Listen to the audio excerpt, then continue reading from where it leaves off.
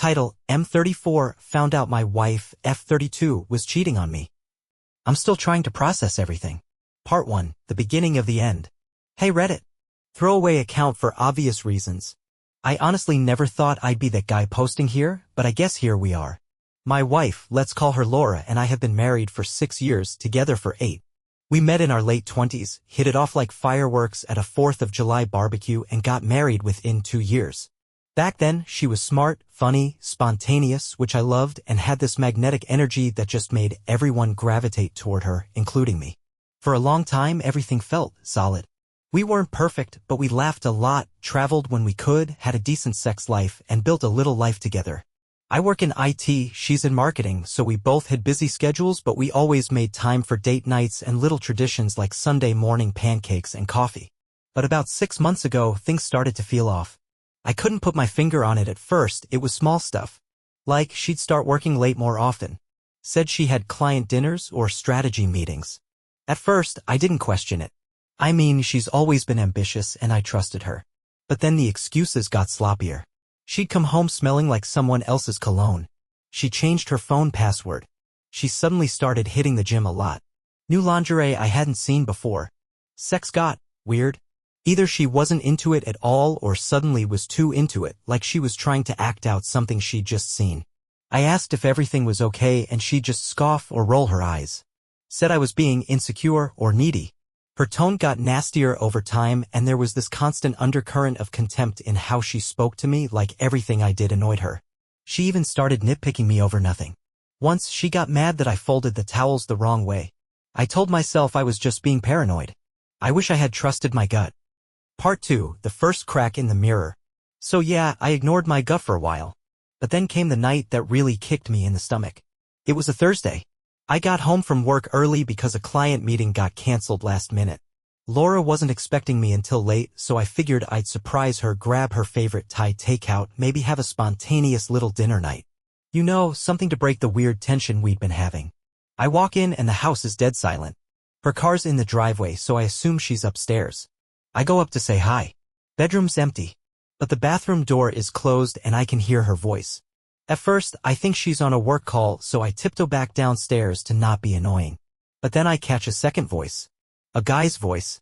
Low, kinda smug. It hits me like a brick. So I creep back up. I'm not proud of it, but I stood outside the door and listened for a minute. My heart was hammering in my chest like it was trying to punch its way out. She was laughing. Flirty laughing. Then she said something like, "You're such a bad influence on me, I can't stop thinking about last weekend." Last weekend she told me she was at a wellness retreat. I felt sick. I backed away from the door quietly, went back downstairs, sat on the couch and just stared at the wall for a few minutes. I didn't even know what to do. I was holding pad thai and spring rolls like a complete idiot while my wife was upstairs having some giggly little phone date with another dude. She came down like 15 minutes later, totally casual, wearing sweats, hair damp like she'd just got out of the shower. She smiled and said, "Oh hey babe. You're home early." Like nothing had happened. I played it cool. Didn't confront her right away. Just said I got off early and thought I'd bring her dinner. She barely touched it. Said she wasn't hungry. Then she got a text, looked at it and her whole face changed like she forgot I existed. Walked into the kitchen to check emails and kept laughing softly to herself. I didn't sleep that night. Part 3, the deep dive. After that night, something snapped in me. I couldn't pretend anymore. I couldn't just sit there being the dumb husband while my wife sexted some dude from our bathroom. So I started paying attention, really paying attention. Now, I'm not a snooper by nature. I always believed that if you have to dig through someone's phone, the relationship is already broken. But man, that idealism goes out the window when your gut's screaming and your wife's talking about last weekend while in a towel.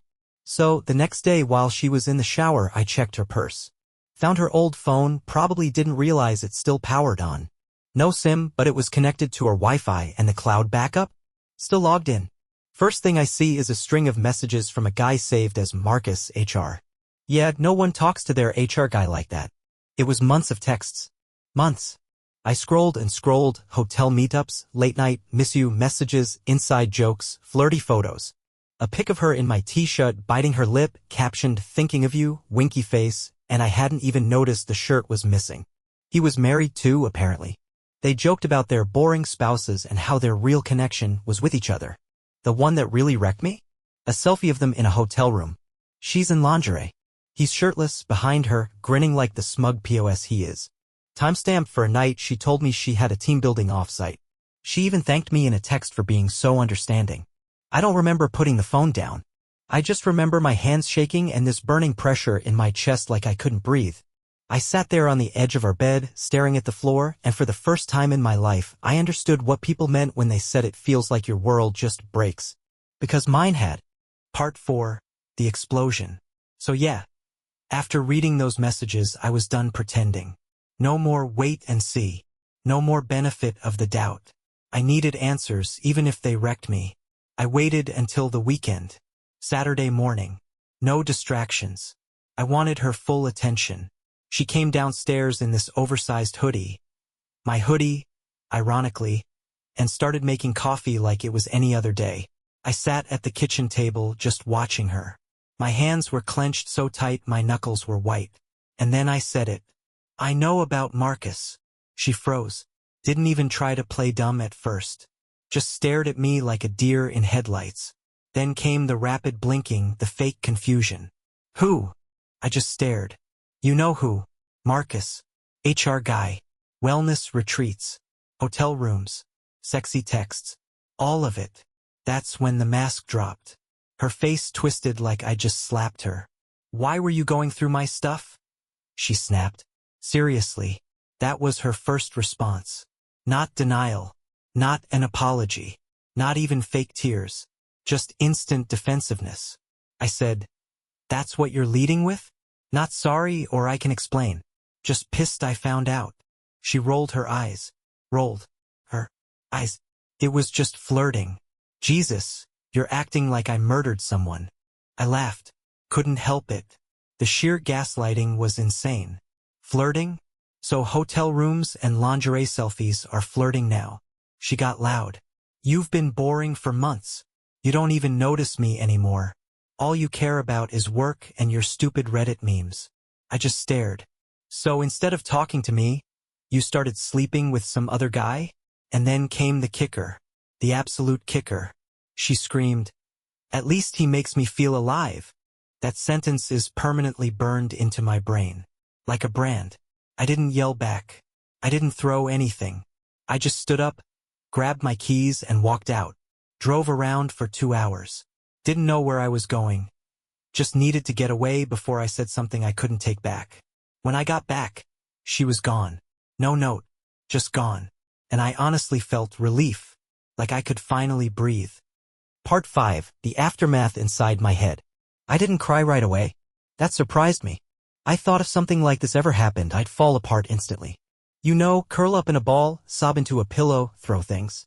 But instead, I just sat there, on the edge of her bed, staring at the spot where she used to keep her hair ties. It was like my body went numb. Like my brain short-circuited and couldn't even process it. The silence in the house was loud as hell. Then came the wave. Not a single emotion, but all of them at once: rage, sadness, humiliation, confusion.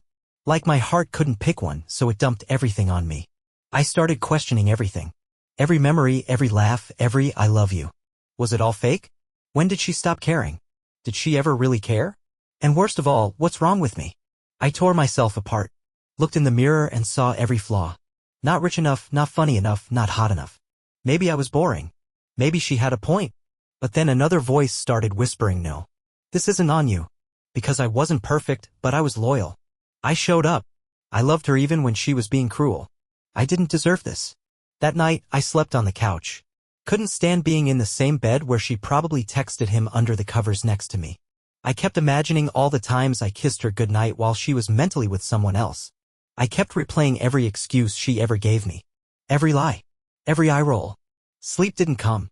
Just a hollow ache in my chest and a dull headache from crying quietly at 3 a.m. like a damn ghost. I was heartbroken, yeah, but I was also starting to get angry. And that anger?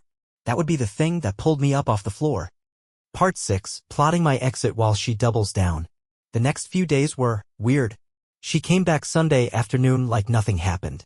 Walked in with a Starbucks, sunglasses on, like she just came back from a damn yoga class instead of blowing up our marriage. She looked at me and had the audacity to say, "Are we going to talk like adults now, or are you still pouting?" Pouting. That word snapped something in me. I didn't yell.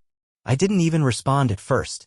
I just stared at her like she was a stranger who wandered into my house. Because, honestly, that's exactly how she felt. A stranger who somehow still had keys to my life. I finally said, I'm not sure what you think this is, but we're not bouncing back from this. She scoffed. So what? You're just gonna throw away 6 years over one mistake. Mistake. Again, with the minimizing. Like she tripped and fell into a dude's bed by accident. I told her it wasn't just one mistake. It was months of lying, gaslighting, sneaking around, disrespect. I told her the actual mistake was thinking I'd just roll over and take it. She changed tactics then. Tried to get emotional. I was lonely. You were always at work. I didn't feel seen. But I saw right through it. Classic deflect and blame. No apology. No real remorse. Just excuses and crocodile tears. So I nodded. Told her I'd be staying with my brother for a few days. I packed a bag, took some essentials, and before I left, I told her I'd be reaching out to a lawyer. Her face went white. Suddenly she was saying, wait, can't we talk about this? Now she wanted to talk. Now she wanted to act like we could fix things. But I was done. Something had snapped inside me and it wasn't coming back. When I got to my brother's place, I didn't cry this time. I felt calm. Not happy. Not even relieved yet. Just this eerie kind of stillness like the eye of the storm. Because I knew she wasn't going to go down quietly. And I was right. Part 7. She starts playing dirty. So I'm at my brother's place, trying to breathe, trying to figure out what the hell to do next. When the texts start rolling in. At first, it's the I miss you crap. Like, I'm sorry I panicked. And we can work through this. We just need to communicate. I didn't respond. Then it shifted. Suddenly, I'm the villain. She's texting me things like, so you're just gonna run away from your marriage? You're so dramatic. You always twist everything. Fine. Go ahead and ruin both our lives because you couldn't handle the truth. Then came the guilt trip barrage. She brought up everything. How I didn't help enough with chores. How I forgot her mom's birthday last year. How I let myself go during the pandemic. Cool. Thanks for that. It was like she had an emotional sniper rifle and she was just taking shots. But the real kicker? She started reaching out to my friends. She texted my best friend's wife saying I was having a mental breakdown, that I was spitefully abandoning her, and that she didn't cheat. It was just emotional support that went too far. Emotional support. Wild. Luckily, my people know me. I'd already told a few close friends what happened. One of them even messaged her back with, you cheated. Own it. Shout out to Rachel, MVP of the week. But she wasn't done. She logged into our joint bank account and moved money into her personal savings. Not all of it, but enough to make it clear she was trying to play defense in case I came after her. She also took the dog, our dog, Cooper, without even telling me. Just snatched him from the house and sent a smug, he misses me more anyway text. Who says that?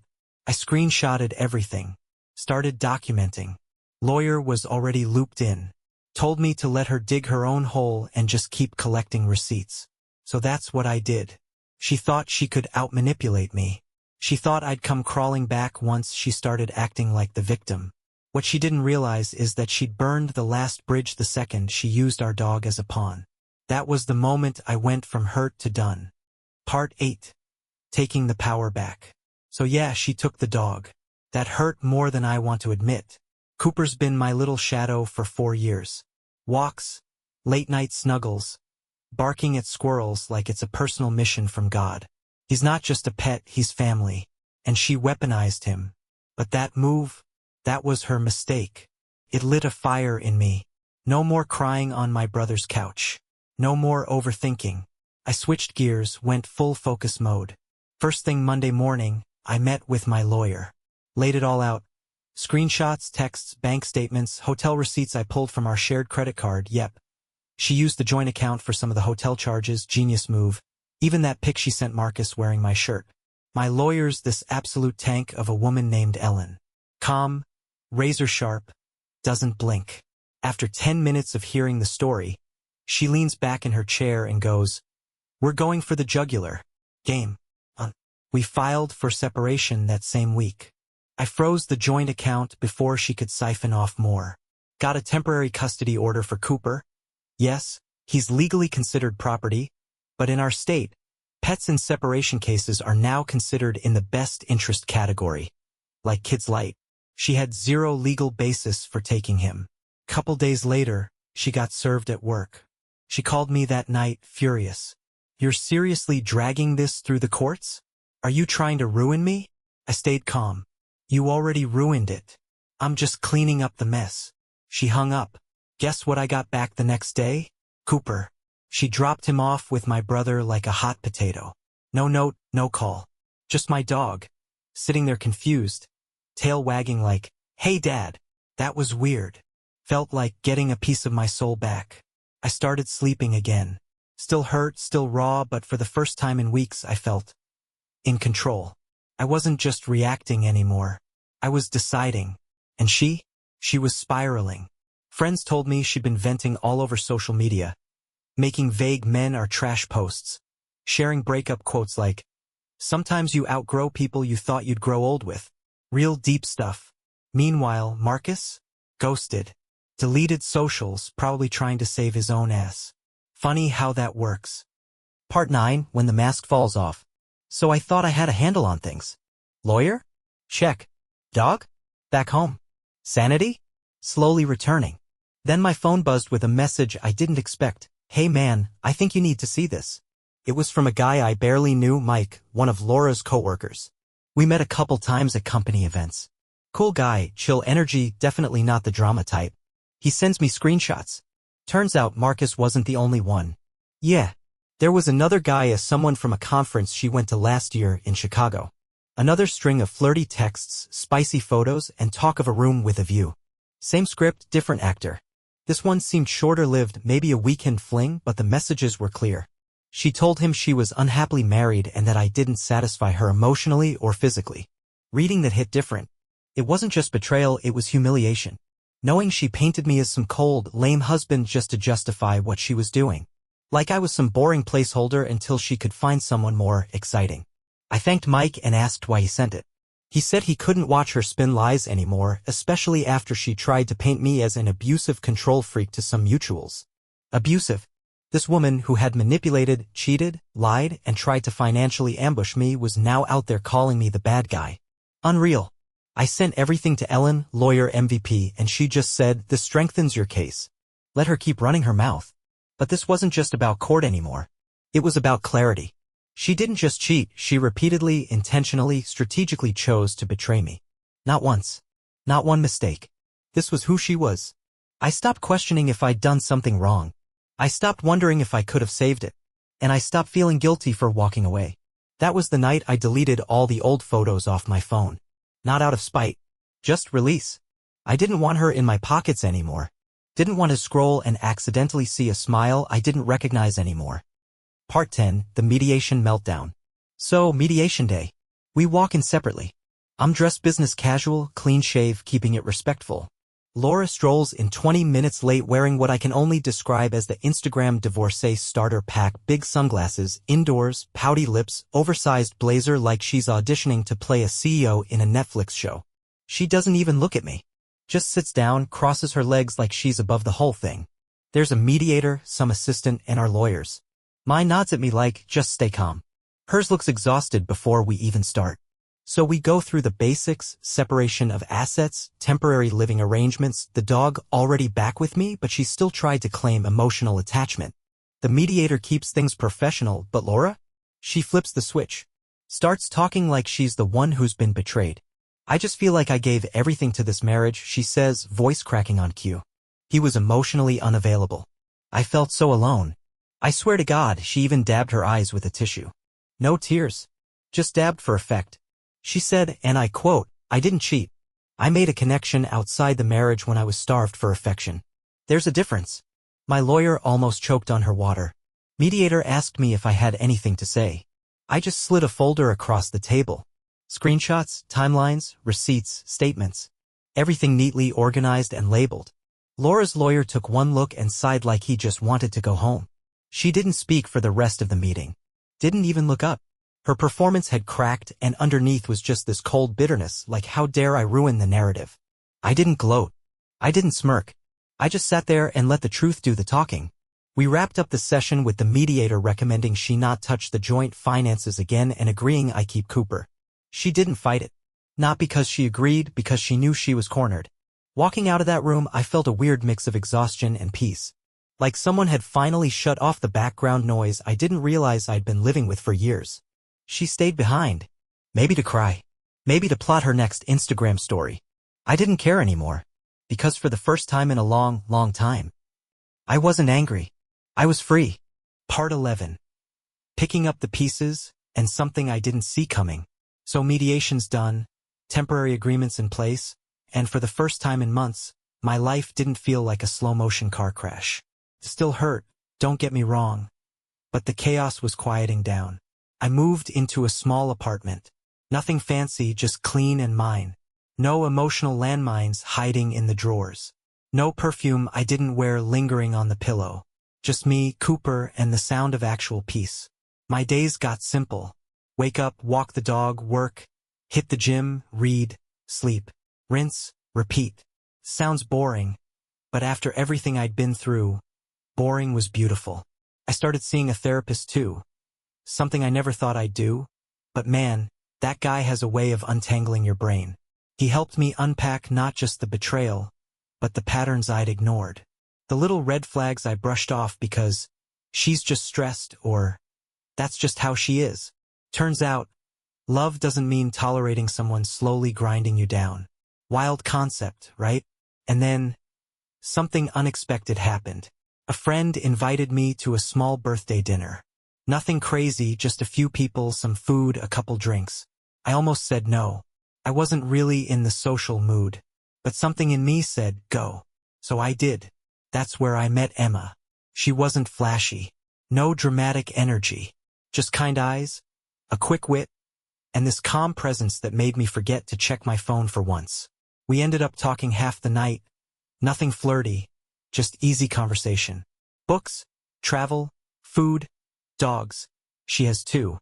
And how weird it is to be in your 30s and feel like you're hitting restart on your entire life. She didn't ask if I was single, didn't pry, just listened, laughed, and shared a piece of herself too. I hadn't felt that scene in a long time. And it wasn't about romance, not yet. It was about being reminded that there's still good out there. Still people who don't carry daggers behind their smiles. I walked home that night with a warmth I hadn't felt in months. Not fireworks. Not butterflies. Just hope. Part 12. The final twist. Because of course there was one. So things were finally wrapping up. Papers filed. Final court date scheduled. I was mentally prepping myself for that weird, it's really over feeling, but mostly, I was ready to close the book. Burn it even. Then, because it's Laura and of course she can't exit stage left like a normal person, I get a call. It's her number. I almost didn't pick up. Curiosity got the better of me. Hey, she says, voice all soft and fragile like the old version of her. Can we talk? I pause. What could we possibly have to talk about? She sighs. I think I made a mistake. Here we go. She launches into this monologue. How she's been reflecting. How she wasn't in a good place when everything happened. How she let herself get caught up in validation and attention and I didn't realize how good I had it until it was gone. I just sat there, silent. Then she drops this line. Do you think there's still a chance for us? I almost laughed. Not out of cruelty, just disbelief. This woman burned everything to the ground, then tried to paint me as the arsonist, and now she wants to rebuild? I said as calmly as I could. You cheated, lied, gaslit me, weaponized our dog, slandered me to our friends. And now that the fun's over, and reality's set in, you're feeling lonely. And I'm supposed to be the safety net. Silence. Then she said the most Laura thing ever. Well, I thought you were stronger than this. That was it. I said, I am. That's why I'm not coming back. And I hung up. 2 days later, she posted some vague, passive-aggressive quote on Instagram. Sometimes people change when it's too late, and that's on them. Nah. Sometimes people only miss the control they had over you, not the love. Big difference. A week later, our divorce was finalized. Signed, stamped, legally done. She didn't show up to court. just had her lawyer file everything. Probably too busy curating her sad girl aesthetic on social media. I walked out of that courthouse, took a deep breath, and for the first time in years, I felt light, not just because I was free of her, but because I knew I'd never let anyone make me feel that small again. Part 13, the silence is loud, but in a good way. The thing no one really tells you about finally being done is how quiet it gets. No drama. No walking on eggshells. No waiting for the other shoe to drop. It's just calm. And that calm? It's kind of terrifying at first. For weeks, I kept waking up expecting a text from her. A jab. A guilt trip. A voice message dripping with fake sadness. Something. But nothing came. She was just gone. And that silence made me realize how much of my energy I'd spent just managing her. Her moods. Her lies. Her attitude. Her ego. I was always in damage control, always adjusting myself to keep the peace. Yeah? I drink my coffee hot. I take Cooper for walks without checking the time. I sleep in the middle of the bed. I don't get mocked for liking fantasy novels or meal prepping like a dork. The apartment's small, but it's mine. The couch doesn't match the rug, and I've got a weird wall of thrifted art that makes zero aesthetic sense, but when I walk in, it feels like home. Therapy's still ongoing. Some days I still replay old arguments in my head, wondering how I didn't see it sooner. Sometimes I catch myself missing the idea of her, not her, but the version I thought she was. The woman I built up in my head. But that's grief. Not regret. Emma and I still talk. A lot. Coffee hangouts, walks with our dogs, long chats about everything and nothing. No pressure. No expectations. Just real conversation. It's not a rebound. It's not forced. It's just good. And the wildest part? I'm finally learning who I am outside of her. Not Laura's husband. Not the guy who got cheated on. Just me. Guy who survived the wreckage and walked away with his dignity, his dog, and a whole lot of lessons. And maybe, just maybe, a second chance at happiness. Part 14. What I wish I knew then. If I could go back and talk to the version of me from a year ago. The guy who was staying late at work to give her space. Who bought her flowers after she snapped at him for folding the towels wrong. I'd sit him down and tell him a few things. First, you are not crazy. When your gut tells you something's off, it's not paranoia. It's not being insecure. It's your brain putting together pieces your heart doesn't want to accept. Stop ignoring it. Stop making excuses for disrespect. Second, love isn't supposed to feel like punishment. You shouldn't be afraid to speak up. You shouldn't be walking on eggshells in your own house. You shouldn't be scared that asking, "Are you okay?" will start a fight. That's not passion. That's emotional manipulation, dressed up in drama. Third, the right person doesn't make you feel replaceable. They don't flirt with strangers for validation. They don't lie when they get caught. They don't twist the truth until you start doubting your own memory. They show up, consistently, fully, without conditions.